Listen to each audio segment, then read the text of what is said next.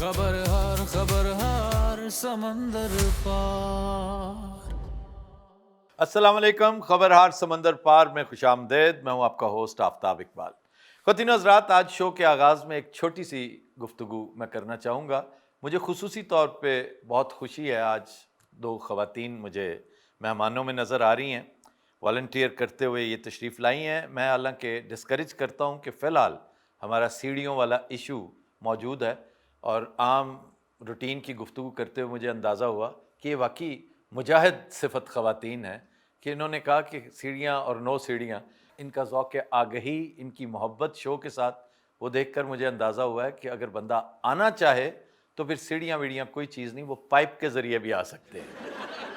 और ये आई भी ऑल द वे पाकिस्तान से आई हैं और गुजरात से इनका ताल्लुक़ है। कुछ देर बाद इन्होंने पाकिस्तान वापस चले जाना है। मैं इस उम्मीद और वादे के साथ इन्हें आज रुखसत करूँगा कि इंशाअल्लाह नए साल का आगाज़ हम पाकिस्तान में शो के साथ करेंगे, तो हमारे न्यू ईयर शो और रिजम्पशन शो में आपको मेरी पेशगी दावत है। दूसरी खुशी मुझे इस बात की है कि मेरे बड़े प्यारे दोस्त डॉक्टर बासित आज शो में तशरीफ़ लाए हैं, यस मैनचेस्टर वाले, और मुझे बड़ा अच्छा लगा इनका आना।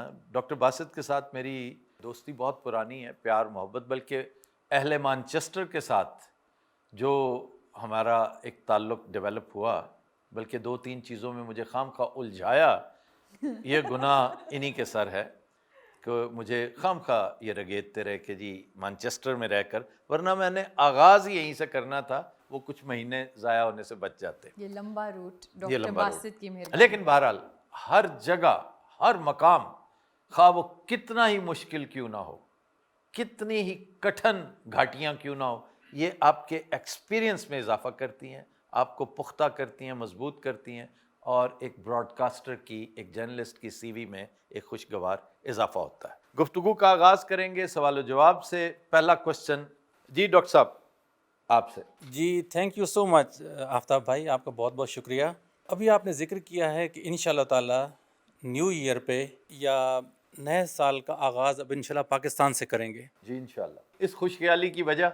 ये भी एक सवाल है, और दूसरी बात, मैं आपकी जो वजदानी जो सिफ़ात है उनका कायल हूँ। बहुत सी चीज़ों पे मैं बिलीव करता हूँ, आप जो बताते हैं वो हो जाता है। अल्हम्दुलिल्लाह। तो क्या ये आपका वजदान का कोई नतीजा है, या कोई खुशफ़हमी है, या कोई इन्फॉर्मेशन है? इन्फॉर्मेशन इस हद तक है कि जो मेरा मुशाहिदा है चीज़ों का, वो ये कि तमाम तर उल्टी कलाबाजियाँ लगाने के बावजूद इन कमबख्तों से मुल्क चल नहीं रहा। और अगर मुल्क नहीं चल रहा तो उसकी एक कैपेसिटी है, वो एक मकाम पे आके बाकायदा रेंगने से भी इनकार कर देता है। तो जब वो सूरत हाल आ जाएगी तो ज़ाहिर है फिर इसका मतलब तब्दीली है, इसका मतलब चेंज है। ये तो है ऑब्जर्वेशन कि तमाम तर कोशिशों के बावजूद हर हथकंडा इस्तेमाल कर लिया, हर फार्मूला इस्तेमाल कर लिया, लेकिन मुल्क नहीं चल रहा। अगर चल रहा है, कुछ लोग समझते हैं चल रहा है, तो मैं उन्हें मुबारकबाद पेश करता हूँ कि वो इंतहाई बाज़ौक़ लोग हैं कि वो हर नामुमकिन को मुमकिन समझते हैं, और अपेरेंटली तो ऐसा दूर दूर तक नज़र नहीं आता। तो इसका मंतकी अंजाम यही है कि कुछ तब्दीली आएगी तो बात आगे बढ़ेगी।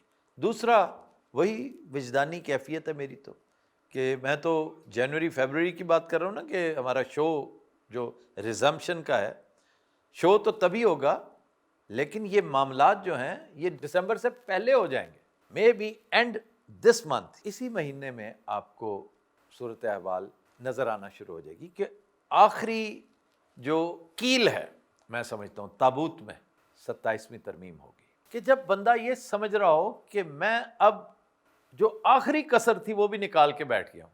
तो अल्लाह ने जो स्क्रिप्ट वज़ा कर रखा होता है, क्योंकि उससे बेहतर वो कातिबे तकदीर है, वो कोई छोटा मोटा नावल, कोई छोटा मोटा अफसाना तो नहीं ना, ये तो पूरी तकदीर है। तो उसका स्क्रिप्ट राइटर, उसका हुस्न जमाल ही और है। वो अब हर अच्छा राइटर अपने ट्विस्ट से पहचाना जाता है कि कहानी में उसने ट्विस्ट कैसा कर दिया यार, ओ माय गॉड, मैं क्या सोच रहा था और ये क्या हो गया। तो जो असल स्क्रिप्ट राइटर है, ये कैसे हो सकता है कि वो ट्विस्ट ना दे। जी जी, अस्सलाम वालेकुम आफ्ताब साहब, मेरा नाम उमर है, और मेरा सवाल, अभी जो अमेरिका में इलेक्शन हुए हैं मेयर के, ज़हरान मेमदानी न्यूयॉर्क। न्यूयॉर्क में। वो कैसे जीता है और ये मॉडल हम पाकिस्तान में क्यों नहीं अप्लाई कर सकते? पाकिस्तान की तरह अगर वहाँ पे फॉर्म 47 होता तो ममदानी के वालिद साहब भी नहीं जीत सकते थे। नहीं तो हमने कैसे अपने वोट को, हाउ वी कैन प्रोटेक्ट? वो अपने वोट को इज्जत देते हैं, बाकायदा इज्जत देते हैं। हम नाम की इज्जत देते हैं, नारा यही लगाते हैं कि वोट को इज्जत दो, और जब ज़रूरत पड़ती है तो फिर बूट को इज्जत देने लग जाते हैं, बूट चाटने भी लग जाते हैं। वहाँ पर ऐसा नहीं है। आप देखिए कि उसने प्रेसिडेंट को मुखातिब किस तरह किया, उस प्रेसिडेंट को जो इस वक्त अक्ल कुल भी है, आयरन मैन भी है, बड़ा अपने आप को रुस्तम ज़मा समझता है, उसने उसको इस तरह चैलेंज किया। और अल्लाह ताला करवाता है, चिड़ियों के हाथों बाज मरवाता है ना जब, तो इसी को अल्लाह ताला का स्क्रिप्ट कहते हैं। कैसा हसीन स्क्रिप्ट के एक अननोन आदमी जिसे कोई नहीं जानता, मैं उसकी वालदा मीरा नायर को जानता हूँ बड़े सालों से, और मुझे पता ही नहीं था कि ये उनका बेटा है। मैं हैरान नहीं हुआ इसलिए कि वो इंतहाई लायक खातून है, इंतहाई लायक माँ बाप की औलाद, उसका बाप भी बहुत लायक है। मुझे लियाकत जो है ना वो बहुत ज़्यादा हैरान नहीं करती, इसलिए नहीं कि लियाकत के मेरे नज़दीक कोई नंबर नहीं है। लियाकत अल्लाह का एक बहुत बड़ा गिफ्ट है, लेकिन ये उस हायरार्की में, उस सप्लाई चेन में उमर साहब यकीन कीजिए 70वें 72वें नंबर पे आता है। जो टॉप के नंबर्स हैं ना वो बहादुरी के हैं, वो दलेरी के हैं, मुस्तकिल मिजाजी के हैं, ईसार के हैं। ईसार से बड़ी बहादुरी कोई नहीं हो सकती। बहादुरी के जो औसाफ हमीदा है ना 25-30, उनमें से लीडिंग ये है कि आपके अंदर ईसार कितना है। ये नहीं कि आप फायरिंग कितनी कर लेते हैं, बंदे कितने फड़का देते हैं, अपने ही बंदे की खोपड़ियाँ उड़ा देते हैं, ये बहादुरी नहीं है। लोगों के घरों में छलांगे लगाकर उन्हें गिरफ्तार कैसे कर लेते हैं, ये बहादुरी नहीं। बहादुरी है कि आप अपने हिस्से में से कितना इसार करते हैं, ये है बहादुरी। अल्लाह को इसीलिए बहादुरी बहुत पसंद है। मुझे इस नौजवान में, ये जो 34 साला ज़हरान ममदानी है, मैं तो इसकी बहादुरी का बहुत कायल हूँ। और मुझे थोड़ा सा अफसोस भी है कि मुझे कहा गया था कि जाते जाते इसका इंटरव्यू करके आना, तो मैं बहुत खुश हुआ। मैंने कहा मैं 2 दिन 3 दिन डिले कर लूँगा। मैंने रायन ग्रैम का किया, बड़ा अहम सहाफ़ी है, बहुत बड़ा सहाफ़ी है अमेरिका का, तो आम तौर पे इतनी जल्दी डेट नहीं देता वो, लेकिन मुझे मिल गई। इधर से भी मिल जानी थी, लेकिन ऐन उन दिनों इनकी 2-3 मसरूफियात ऐसी आ गई कि जिसकी बिना पर इन्हें कोई 2 हफ्ते डिले करना पड़ा। तो मैं 2 हफ्ते रुक नहीं सकता था, मुझे इन एनी केस वापस आना था। मुझे ये अफसोस रहेगा, लेकिन अल्लाह ने चाहा तो अपने अगले ट्रिप पे मैं ममदानी साहब को ज़रूर इंटरव्यू करूँगा और उन्हें बताऊँगा कि मैं तुम्हारे पास ना तुम्हारे मेयर होने पे आया हूँ, ना तुम्हारे वोट पे आया हूँ, ना तुम्हारी पॉपुलैरिटी पे आया हूँ, हत्ता कि मैं मीरा नायर की वजह से भी नहीं आया। हालांकि मैं बहुत कायल हूँ, मैं ख़ुद फिल्म डायरेक्टर हूँ, स्क्रिप्ट राइटर हूँ, लेकिन मैं तुम्हारी बहादुरी को सल्यूट करने आया हूँ। और बहादुर बंदे ऐसे नहीं मिलते, वो तो चिराग लेकर निकलें तो फिर दूर दूर कोई पता पूछें कि यार यहाँ पे कोई बहादुर रहता है, वो फिर आपको बताएगा पता कि हाँ उस जगह पे जाओ, शायद तुम्हें कोई बहादुर मिल जाए। तो बहादुरों के बारे में मेरे जैसों का तो एक रोमांस है। एक बंदे की बहादुरी का कायल होके आज मैं जला वतन हुआ बैठा हूँ, तो और मेरे लिए इससे बड़ा एजाज़ मैंने ज़िंदगी में आज तक कभी कोई एक अचीवमेंट ऐसी नहीं की जिस पर मैं इतराता फिरूं। इस एक पर मैं इतराता हूं और इंशाअल्लाह इतराता रहूँगा। जी जनाब। जी अस्सलाम वालेकुम, मेरा नाम जुनैद है। मैं गैर सियासी और गैर मजहबी सवाल आपसे पूछना चाहता हूँ। चूँकि आपको तारीख़ पर अबूर हासिल है, तो मैं ये नहीं, मैं स्टूडेंट हूँ तारीख़ का, बस ये काफ़ी है। और ख़ुसूसन पाकिस्तान की तारीख़ पे आपको अबूर हासिल है। मैं पूछना चाहता हूँ कि पाकिस्तान का जो कौमी तराना है वो उर्दू की बजाय फ़ारसी में क्यों है, और ये क्या ऐसी ज़रूरत पेश आई कि वो फ़ारसी में लिखा गया? अब बहुत सारी ऐसी चीज़ें हैं जिनकी समझ आते आते आती है, ताहाल मुझे भी नहीं आई।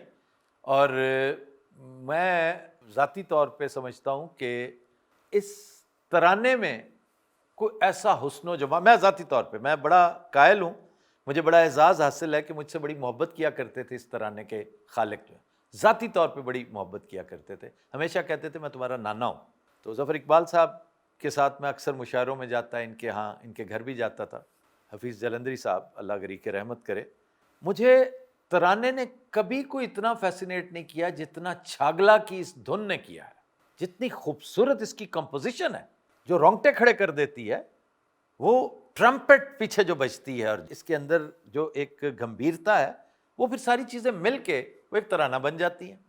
اور ترانہ آپ دیکھیں یو اے ای کا ترانہ اتنا حسین ہے, مجھے نہ بھی سمجھ آئے نا, عربی میں ترانہ ہے لیکن اس کے اندر ایسی اٹریکشن ہے. امریکہ کا ترانہ خوبصورت ہے, تو ترانے بڑے حسین ہوتے ہیں.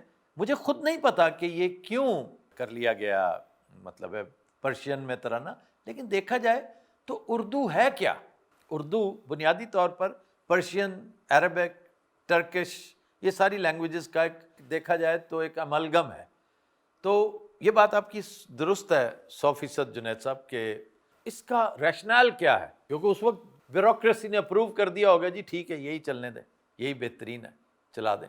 کیونکہ اس سے پہلے آزاد کو قائد اعظم نے کہا تھا کہ آپ ترانہ تخلیق کریں یا کوئی سلسلہ کریں, اس پہ اعتراض شروع ہو گیا جی یہ تو ہندو ہے, اب ہندو سے ترانہ کروائیں گے, ہماری اسٹرگل ہی ساری بیچ میں رہ جائے گی. حتیٰ کہ انہوں نے تو وہ تقریر قائد اعظم کی حذف کروا دی, آپ کو پتہ نا 11 اگست والی تقریر, وہ تقریر پڑھنے سے لائق ہے, وہ تقریر ضرور پڑھیے گا. قائد اعظم نے کانسٹیٹیوئنٹ اسمبلی کو خطاب کرتے ہوئے تقریر کی تھی کہ پاکستان, چند دن بعد پاکستان کی اناؤنسمنٹ تھی, یہ 11 کی بات ہے, 14 کو پاکستان بن گیا. تو انہوں نے کہا کہ you are free to go to your mosques, your temples, your gurdwaras, religion has nothing to do with state affairs. وہ تو بھاگا گیا چودھری محمد علی کی, یہ آپ نے کیا کیا؟ وہ سیکرٹری کیبنٹ تھا, بعد میں پرائم منسٹر بھی ہوا. کہتے جناب میں تو ہماری ساری اسٹرگل بیچ میں رہ جائے گی, 2 قومی نظریہ جو ہے اس کے اوپر بڑے مسائل ہیں. تو قائد اعظم نے کہا اگر تم اس کو بہت ضروری سمجھتے ہو تو حذف کر دو. وہ حذف ہو گئی, وہ حذف ہو گئی. وہ آج تک تقریر میں حیران ہوں, آپ نے سنی نہیں وہ تقریر, ذرا دیکھیے. وہ سیکولر پاکستان کی بنیاد تھی, لیکن انہیں چونکہ ریلیجس قسم کا پاکستان چاہیے تھا. بہرحال وہ گاندھی کے بارے میں اور قائد اعظم کے بارے میں دلچسپ بات لیری کالنز نے کر رکھی ہے, فریڈم ایٹ مڈ نائٹ والے نے, بڑی دلچسپ. کہتا مجھے اس بات کی سمجھ نہیں آ رہی کہ انتہائی سیکولر جناح وہ ایک ریلیجس اسٹیٹ مانگ رہا ہے اور انتہائی ریلیجس گاندھی ایک سیکولر اسٹیٹ کی بنیاد رکھ رہا ہے. یہ ملک کیسے چلیں گے آگے؟ تو ایسا ہی ہے, اگر ان چیزوں میں تھوڑی سی گنجائش نکال لی جاتی تو معاملہ اور آگے بڑھتا. جہاں تک سوال ہے کہ فارسی میں کیوں ہوا, تو اس وقت شاید بیسٹ یہی تھا. اس وقت اردو میں کوئی اتنا شاندار, کیونکہ یہ کوئی ایسی چیز نہیں ہے کہ جو پڑھی ہوئی اٹھا کے آپ لے آئیں. آپ کسی سے کہیں کہ لکھو تو نہیں لکھا جائے گا, کوئی موجود ہے تو اس میں سے اٹھا کے لے آئیں. آپ دیکھیے ہندوستان نے بھی پہلے یہی کیا تھا. ایون اقبال کا جو ہندی اہم وطن ہے سارا جہاں ہمارا, سارے جہاں سے اچھا ہندوستان ہمارا, تو یہ بھی اس کا حصہ رہا ہے. پھر آنند مٹھ کا حصہ وندے ماترم وہ بھی ہے. تو یہ ساری چیزیں اپنی کنوینئنس دیکھ کے کی جاتی ہیں. میں سمجھتا ہوں کہ اگر اس وقت اردو شعراء کرام بڑے تگڑے ہوتے, یہ تو ساری کھیپ جو ہے تھوڑی سی بعد میں آئی ہے. ورنہ جمیل الدین علی سے اچھا ملی نغمہ کس نے لکھا ہو گیا وطن کے سجیلے جوانوں. صوفی تبسم اے پتر ہٹاتے نہیں وک دے, کیا شاندار چیز انہوں نے لکھ رکھی ہے. تو زیادہ زور پاک فوج کی حمد و ثنا پہ لگایا گیا تھا, ملک کے لیے کوئی اتنا تردد شاید کیا نہیں گیا. تو جو تھا اویلیبل اس میں اس بندے نے لکھ کے پیش کر دیا کہ جی دس از دا بیسٹ. اور ترانہ ٹھیک ہے, ترانہ خوبصورت ہے. پرابلم یہ ہے کہ اس ترانے کی سمجھ نہیں آتی ایک عام آدمی کو, اس پہ عمل کیسے کرے. تو اس سے بہتر تھا چھاگلا کی صرف دھنی بنا دیتے, پاک سر زمین شاد باد, کشور حسین شاد باد. خواتین حضرات, we'll take a break, stay with us. خبر ہر سمندر پار. جی جناب خاتون. میں یہ سوال پوچھنا چاہتی ہوں کہ یہ جو آج کل بڑا سوشل میڈیا پہ چل رہا ہے, سوڈان میں جو مسلمانوں کے ساتھ ہو رہا ہے, مسلمانوں کو بہت بڑی تعداد میں قتل کیا جا رہا ہے, میں یہ دیکھ کے حیران تھی کہ سوڈان تو ایک مسلم ملک ہے, تو پھر وہاں پہ یہ سب کچھ, یہ کیا یہ واقعی سچ ہے اور کیوں ہو رہا ہے, کون کروا رہا ہے یہ سب کچھ؟ میں اس بارے میں تھوڑا پوچھنا چاہ رہی تھی ڈسکس کریں. ایک غریب کسان گاؤں میں, اس کا کسی سے کوئی لینا دینا نہیں, کوئی جھڑپ, کوئی لڑائی, کوئی جھگڑا نہیں ہے. یکایک اس کی بیٹی جوان ہو جاتی ہے اور انتہائی حسین ہوتی ہے, انتہائی حسین. سارے فساد کی جڑ وہ بن جاتی ہے بیچاری. ہر روز معاملات شروع ہو جاتے ہیں. کیا آپ نے اپنے دیہاتی علاقوں میں یہ سلسلہ ہوتے نہیں دیکھا؟ اس سے ذرا بڑی مثال پاکستان کی طرف آ جائیں. پاکستان جب بنا تو ایک عام سا ملک تھا, ایک عام سے ممالک میں سے ایک. اس کی جیو اسٹریٹجک لوکیشن جو اس کی اصل ایڈوانٹیج تھی اس کی ڈس ایڈوانٹیج بن گئی. ہر ایک کی رال اس پہ ٹپکنے لگی. بھائی بنگلہ دیش بھی تو ہم سے الگ ہوا تھا, ادھر تو امریکہ نہیں گیا کبھی.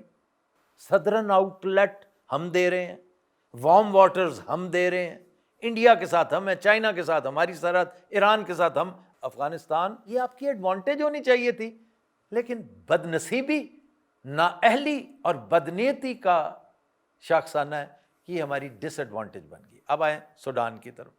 سوڈان اچھا خاصا غربت کے مزے لے رہا تھا, یہ کہ سونا نکل آیا, اور سونا بھی بے انتہا. 15 سے 20 بلین ڈالرز کا سونا نکل کے ادھر ادھر پچھلے 10 سال میں گیا, اور اس سے ہتھیار خریدے گئے, ٹیررزم کو سپورٹ دی گئی, اسے اور بہت کچھ کیا گیا.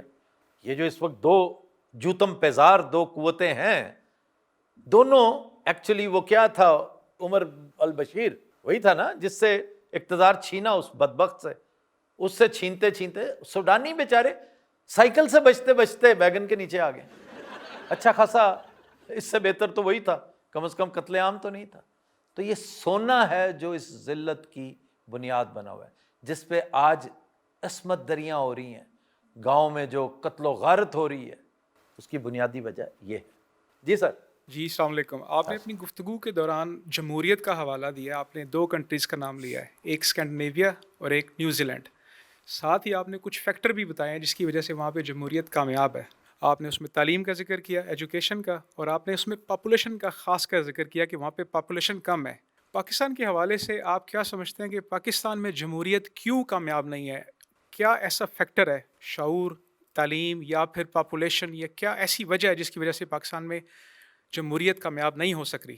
پاکستان کے بنیادی مسائل میں سے ویسے تو جہالت, انتہا پسندی, بدنیتی, لالچ, یہ ساری چیزیں اپنی جگہ پر, لیکن آبادی ایک بہت بڑا ایشو ہے, بہت بڑا ایشو. میں یہاں نکلتا ہوں نا جب انگلینڈ میں, تو دور دور تک تا حد نظر مجھے سبزہ نظر آتا ہے, وادیاں نظر آتی ہیں, بندے نظر ہی نہیں آتے. اور پاکستان میں اس کا الٹ ہے. اس کو کنٹرول کیا جا سکتا تھا. پاکستان ایک وسیع و عریض ملک ہے, لیکن آپ دیکھیے کہ کس قدر ان نیچرل تقسیم ہے ڈیموگرافک, کہ بلوچستان اب بھی خالی نظر آتا ہے آپ کو, جبکہ اسے آباد کیا جاتا تو اس ذلت سے بھی جان چھوٹتی جو اس وقت سامنا کر رہا ہے وہ. اور آپ کی جی ڈی پی کہاں سے کہاں ہوتی. یہ جو گلٹ بنے ہوئے ہیں آپ کی مختلف صوبوں میں, یعنی ایک لاہور ہے, فیصل آباد ہے, راولپنڈی ہے, ملتان ہے, گجرانوالہ ہے, اس کے علاوہ اور کیا ہے پنجاب میں؟ تو پنجاب کو تھوڑا سا ایکسپینڈ ہونا چاہیے تھا. آبادیاں اس کی اگر ہم طریقے سے کرتے, آنے والے دنوں میں آپ یہ بھی ایک دیکھیں گے انشاءاللہ تعالیٰ, یہ جو نیا سسٹم آ رہا ہے, جو نیا آرڈر آ رہا ہے, اس میں آبادی کے حساب سے صوبے بن جائیں گے, آبادی کے حساب سے انشاءاللہ تعالیٰ. تو آپ نے پاکستان کے بارے میں جو پوچھا ہے نا, پاکستان میں تو یہ ساری چیزیں مل ملا کر, تعلیم کا فقدان, وسائل کا فقدان, نیت کا فقدان, تو ڈیموکریسی چھوڑ کر یہاں پر کوئی بڑا ہی شاندار نظام اس سے بھی اچھا کوئی ہوتا تو وہ نہیں چل سکتا تھا. اب کیوں چلے گا؟ کیونکہ اب صرف انسانوں نے نہیں چلانا, یہ اللہ تعالیٰ کے احکامات کے, جو کہتے ہیں نا جی ملک خدا داد ہے, جتنی بے شرمی کے ساتھ یہ ملک خدا داد اپنے آپ کو کہتے ہیں, اور اس کے بعد جو اس کا حشر کرتے ہیں, تب جس کا نام لیتے ہیں نا اس کی طرف سے اب ریٹریبیوشن آئے گی. اور اس کے بعد جو نظام آئے گا جو بالکل شرعی ہوگا, اور اس میں کسی نے ووٹ نہیں مانگنا آپ سے, بالکل آپ نہیں ووٹ دیتے مت دیں, ووٹ ہوگا ہی نہیں, مانگیں گے ہی نہیں, لیکن بہترین قوم ہوگی, بہترین سسٹم ہوگا, بہترین معیشت ہوگی, بہترین انصاف ہوگا. معیشت کو ماریں گولی, معیشت کو ایک سائڈ پہ رکھیں, اگر انصاف ملنا شروع ہو جائے نا تو لوگ اتنے میں خوش ہیں کہ ہمیں انصاف چاہیے. معیشت کیا ہوتی ہے؟ میں 2 کی بجائے 1 روٹی کھا لوں گا, 4 کی بجائے 2 کھا لوں گا, نو پرابلم, مجھے انصاف ہوتا. میری عزت نفس مجروح نہیں ہونی چاہیے.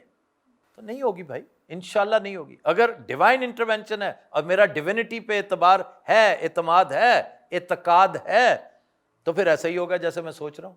ہو سکتا ہے میری خام خیالی ہو, لیکن یہ ہوتا نظر آ رہا ہے مجھے. اور یہی وجہ کہ میں کہتا ہوں کہ پاکستان عنقریب, آپ دیکھیے گا, عنقریب سے مراد ہے کہ شاید میں نہ دیکھ سکوں, آپ نہ دیکھ سکیں, ہماری بعد والی جنریشن دیکھے گی, لیڈرز آف دا ورلڈ بنتے ہوئے پاکستان جیسے ممالک, 2-3 ممالک جو ہیں, لیکن اس کا آغاز ہماری زندگی میں کیا اگلے چند مہینوں میں ہو جائے گا.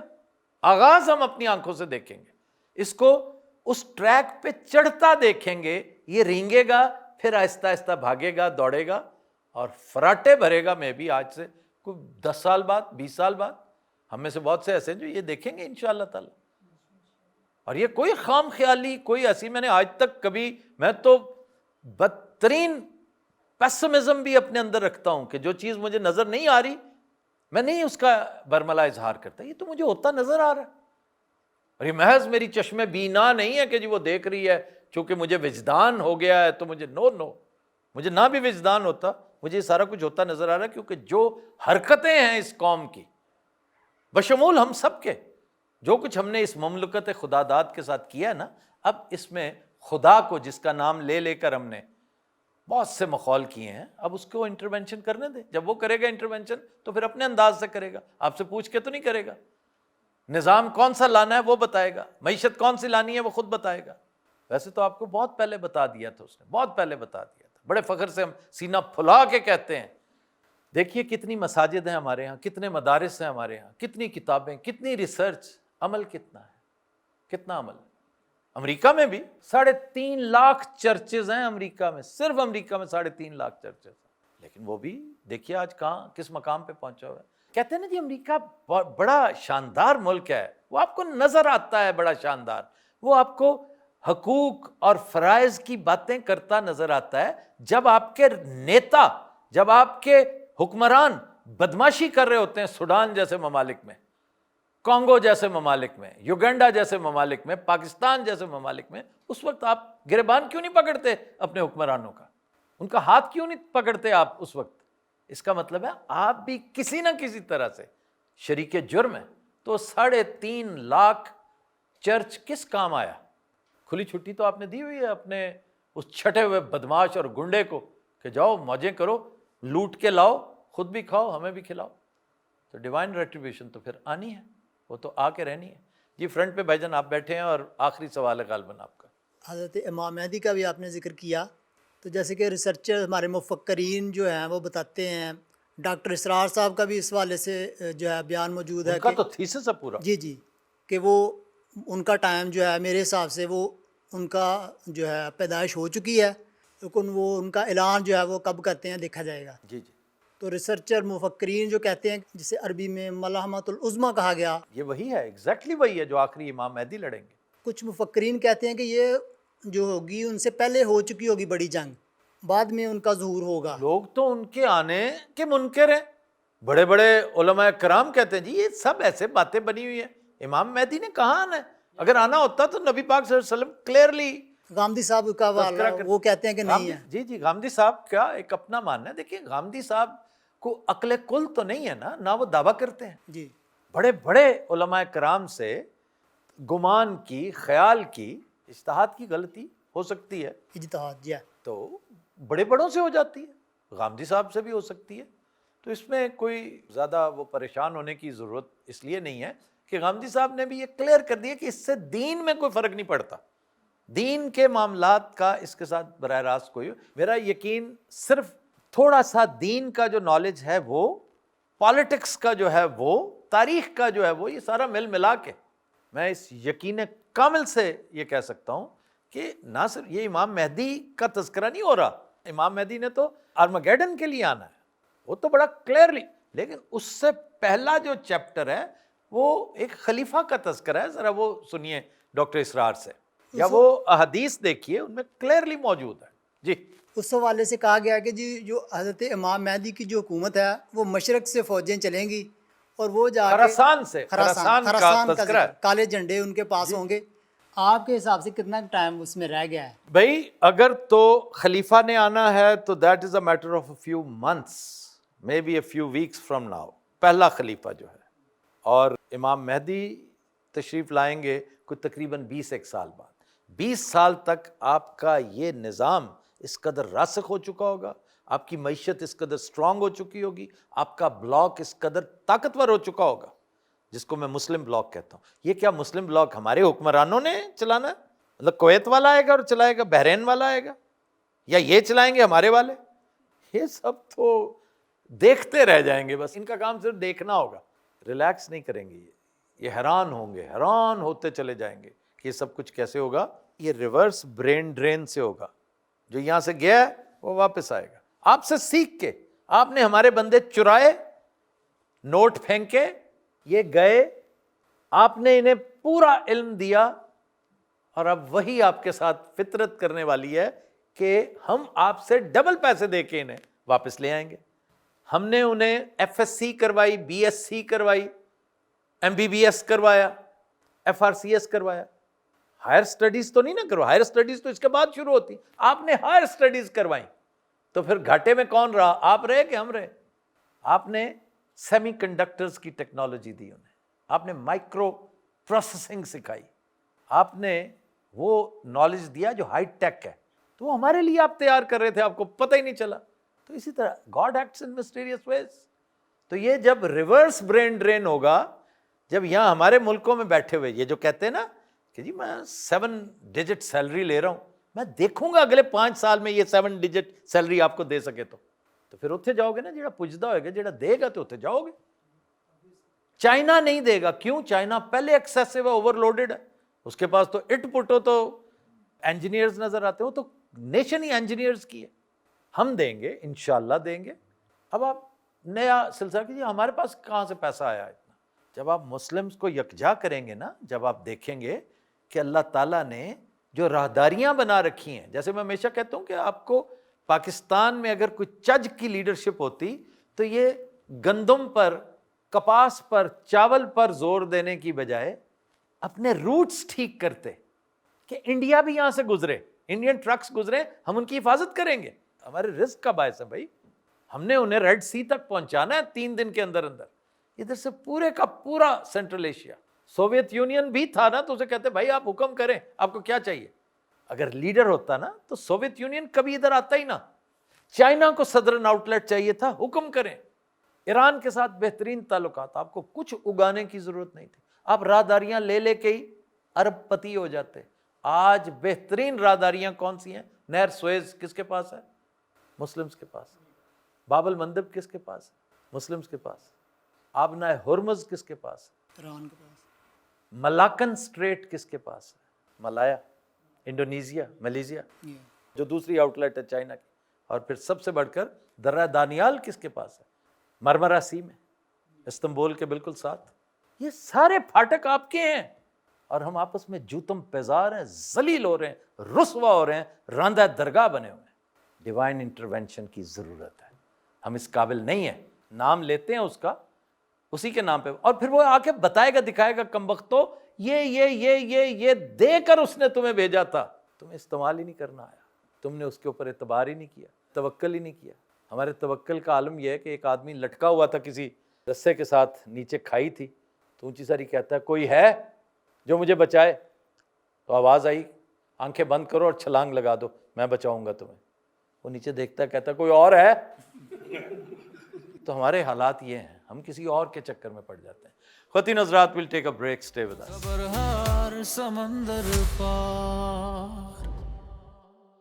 Welcome back. جی, خبر ہے کہ 115 سال میں کبھی ہسپتال نہ جانے والی خاتون منظر عام پر آ گئی. برینیاس موریرا اس کا نام ہے. اسپینش. لیکن یہ امریکن بورن ہے, سان فرانسسکو کی رہائشی ہیں. 115 سال اور کبھی ہاسپٹل نہیں گئی, کبھی بیمار نہیں پڑی.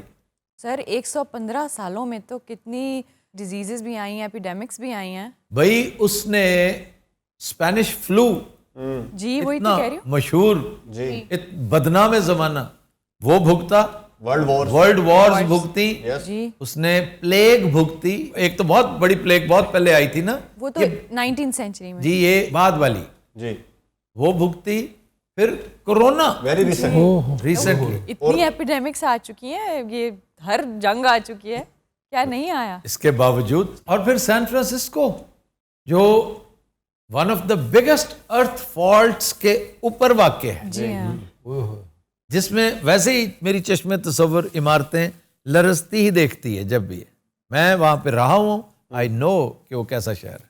علاج کار ہی کر دے رہے ہیں. بیمار ہوتی تو علاج کرتی نا, سو رہے ہو تم, ਅੱਛਾ ਕੋਈ ਚੀਜ਼ ਨਹੀਂ ਅਸਰ ਕੀਤਾ ਹੀ ਨਹੀਂ नेवर। क्या बात है अम्मा ਇਹਦੇ स्पेयर पार्ट ਲੈ ਲੈਂਦੇ ਤੇ नहीं और उसकी सबसे छोटी बेटी जी 78 बरस की है। तो सर कभी कोई एक्सीडेंट भी नहीं हुआ जिंदगी में? उसकी कभी हड्डी भी नहीं टूटी, फ्रैक्चर भी नहीं हुआ, बुखार भी नहीं हुआ, कुछ भी नहीं हुआ। सर हड्डी तो फिर बहुत दूर की बात है, कोई आधी स्किन नहीं लेसरेट हो जाती, अब अगर उसके बच्चे हैं तो ऑब्वियसली तब तो गई होगी हॉस्पिटल, या वो भी घर में ही कर लिए? घर पे।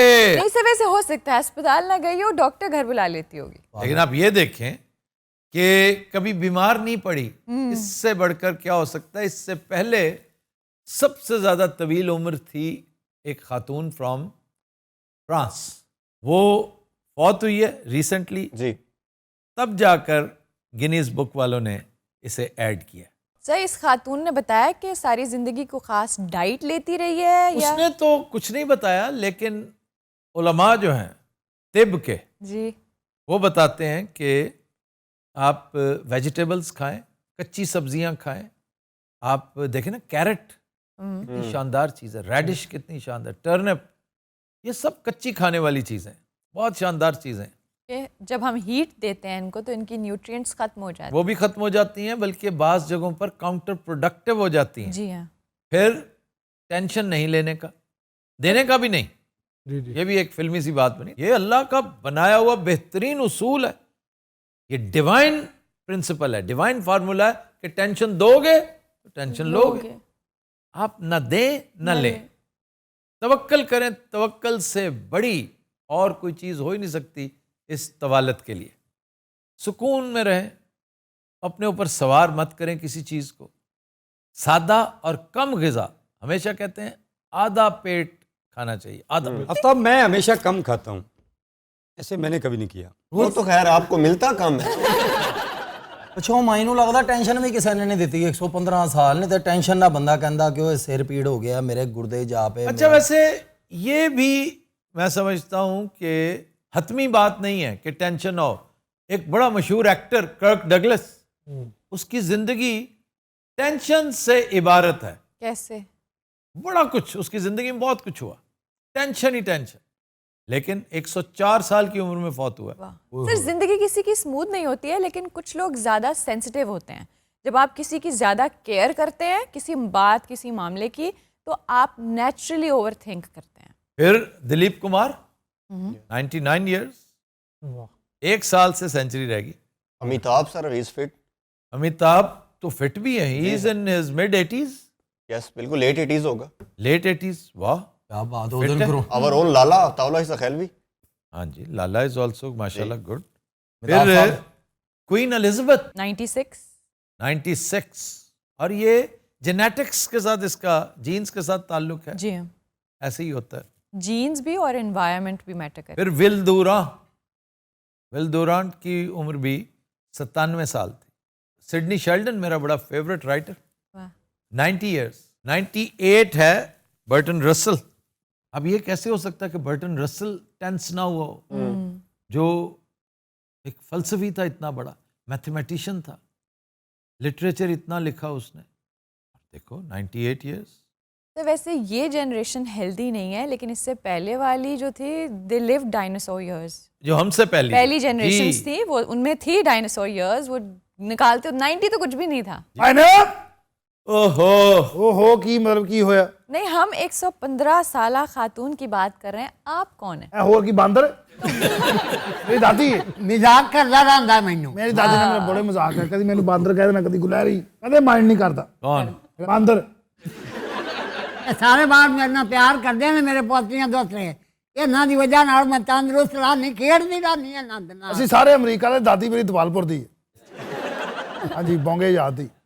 बोंगा हयात दीपालपुर में नहीं है, मैंने 70 दफा तुम्हें बताया है कि ये पाकपतन में है। ਉਧਰ ਹੀ ਆ ਯਾਰ, ਉਸੇ ਰੋਡ ਤੇ ਖੱਬਿਆ और बोंगा नहीं है, बुंगा। ਬੁੰਗਾ। ਅੱਛਾ ਇਹਦੇ ਜ਼ਿਹਨ 24 ਘੰਟੇ ਜ਼ੈਗਰ ਵੀ ਰਚਿਆ ਰਹਿੰਦਾ ਹੈ। ਬੋਂਗਾ ਹਯਾਤ ਉੱਥੇ। और बोंगा नहीं, बुंगा। ਬੁੰਗਾ ਹਯਾਤ ਦੇ ਵਿੱਚ ਮੇਰੀ ਦਾਦੀ ਚੱਲੀਆਂ ਪਈ ਵੇਚਦੀ ਹੈ। ਇਹ ਮੇਰੀ ਕਜ਼ਨ ਹੈ। मैं नवासी हूं। ਮੇਰੀ ਵੀ ਦਾਦੀ ਨੇ ਜੀ। मेरी नानी है जी। तुम्हारी? ਇਹ ਉਹ ਮਕਾਨ ਹੈ ਜਿਹਦੇ ਚ ਅਸੀਂ ਰਹਿੰਦੇ ਹਾਂ। नहीं जी नहीं, मेरी भी नानी है। अच्छा जी, वर्जिश भी करती रही है? ਓਹ ਪੁੱਛੋ ਹੀ ਕੁਛ ਨਾ। ਦਾਦੀ ਜਿਹਨਾਂ ਦਿਨਾਂ ਚੋਰੀਆਂ ਕਰਦੀ ਸੀ। यार ये चोरियां किधर से आ गई? ਨਹੀਂ ਕਰਦੀ ਸੀ ਨਾ, ਤਾਂ ਬਾਲਪੁਰ ਦੀ ਦੱਸਿਆ ਨਹੀਂ। मोर है ये दपालपुर दी वाकई ये जो दरिया के किनारे जखीरे होते हैं ना, वो इस वजह से बदनाम होते हैं कि वहां पर आउटलॉज पनाह लेते हैं। तो ये सतलज था, बीच में ब्यास था, और इधर मदर ऑफ ऑल जखीराज रावी। चोरियां भी भैंसों की बताते हैं, मैं अमानुल्लाह साहब के शोज देखे। वहां पे कमोडिटी ही भैंस है, और क्या हाथी चुराने। बहरहाल मेरी दादी बड़े चंगा इंसान है ये बड़े ह्यूमन बीइंग ने मेरी दादी। नहीं, वो ह्यूमन बीइंग है तो आप कौन से बीइंग है? आप नैनन थर्स लग रहे हैं सारे के सारे। नैनो थर्स? हाँ। दादी कोई नैनो थर्स भी साडा नाम ना दादा।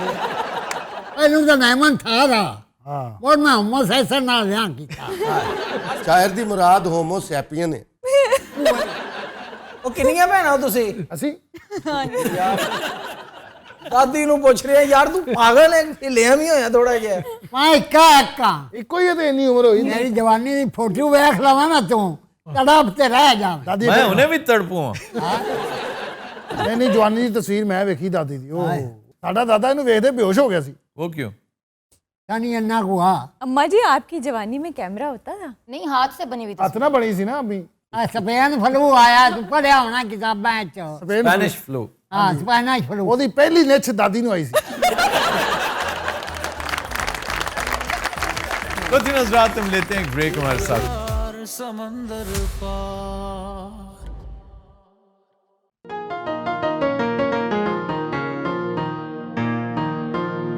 ਪਿੱਛੇ ਪਿੱਛੇ ਆਉਂਦਾ ਮੇਰੀ ਚੱਲ ਵੇਂਦਾ ਈ, ਪਿੱਛੇ ਪਿੱਛੇ ਆਉਂਦਾ ਮੇਰੀ ਚੱਲ ਵੇਂਦਾ ਈ, ਚੀਰੇ ਵਾਲਿਆ ਵੇਖਦਾ ਈ ਵੇ ਮੇਰਾ ਲੌਂਗਾ ਬੱਚਾ। ਪਿੱਛੇ ਪਿੱਛੇ ਆਉਂਦਾ ਮੇਰੀ ਚੱਲ ਵੇਂਦਾ ਈ, ਪਿੱਛੇ ਪਿੱਛੇ ਆਉਂਦਾ ਮੇਰੀ ਚੱਲ ਵੇਂਦਾ ਈ, ਚੀਰੇ ਵਾਲਿਆ ਵੇਖਦਾ ਈ ਵੇ ਮੇਰਾ ਲੌਂਗਾ ਬੱਚਾ, ਮੇਰਾ ਲੌਂਗਾ ਬੱਚਾ, मेरा लौंगा बच्चा।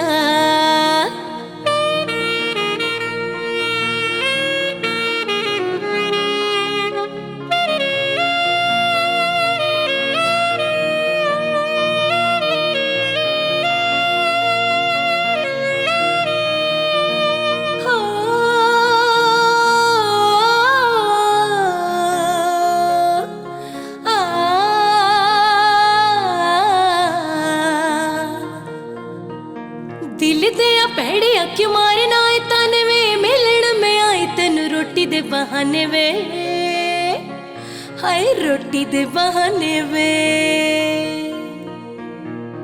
दिल दिया भैड़िया क्यों मारना है तन वे, मिलन में आई तेन रोटी दे बहाने वे, हाय रोटी दे बहाने वे। मिलना ते मिलन ते रुस जांगी सदा ले, मैंने तो तू करके मनाई वे मेरा लौंगा बच्चा, मेरा लौंगा बच्चा। पिछे पिछे आंदा मेरी चाल वेंदा आई, पिछे पिछे आंदा मेरी चाल वेंदा आई, चीरे वाले आ वेखदा आई वे मेरा लौंगा बच्चा, मेरा लौंगा बच्चा, मेरा लौंगा बच्चा।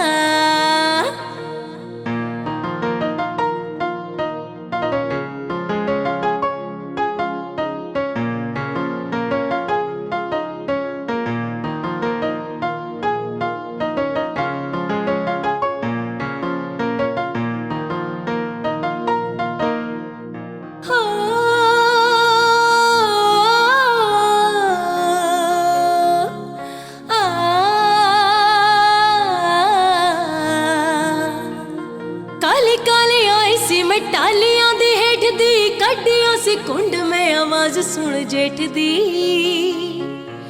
हाय आवाज सुन जेठ दी। काली काली आई सी मैं टालियां दे हेठ दी कड्डियां सी कुंड में आवाज सुन जेठ दी, हाय आवाज सुन जेठ दी। मैनू शक पैंदा मेरे नक चो पुड़क के डिग पिया होना डूंगी थाई में मेरा लौंगा बच्चा। पिछे पिछे आंदा मेरी चल वेंदा आई, पिछे पिछे आंदा मेरी चल वेंदा आई, चीरे वाले आ वेखदा आई वे मेरा लौंगा बच्चा, वे मेरा लौंगा बच्चा, हो मेरा लौंगा बच्चा, ओ मेरा लौंगा बच्चा। Super super. समंदर पार